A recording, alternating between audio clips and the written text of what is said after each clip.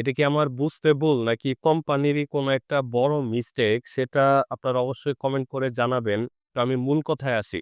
আমার সামনে যে কন্ডিশনারের প্যাকেটগুলা দেখতে পাচ্ছেন, এখানে আপনারা খেয়াল করলে দেখতে পারবেন যে 14% বেশি।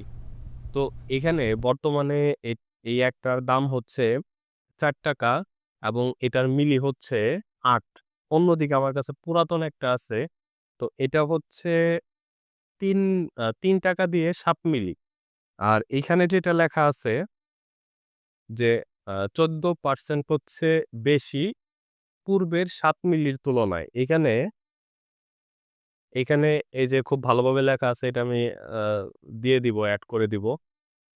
তো এখানে যদি আপনারা একটা হিসাব করেন, তো আপনারা এখানে ৳৩ দিয়ে ৭ মিলি যদি হিসাব করেন তাহলে ৳১ দিয়ে আপনারা পাবেন ২.33 মিলি। তো ওই হিসাব যদি করেন আপনারা এখানে পাওয়ার কথা হচ্ছে ৳৪ দিয়ে ৯.৩২ মিলিলিটার। কিন্তু এখানে পাওয়া যাচ্ছে ৳৪ দিয়ে ৮ মিলি। তো আমরা যদি পূর্বের হিসাব অনুযায়ী ধরি তাহলে আমরা পাচ্ছি ১.৩২ মিলিলিটার কম।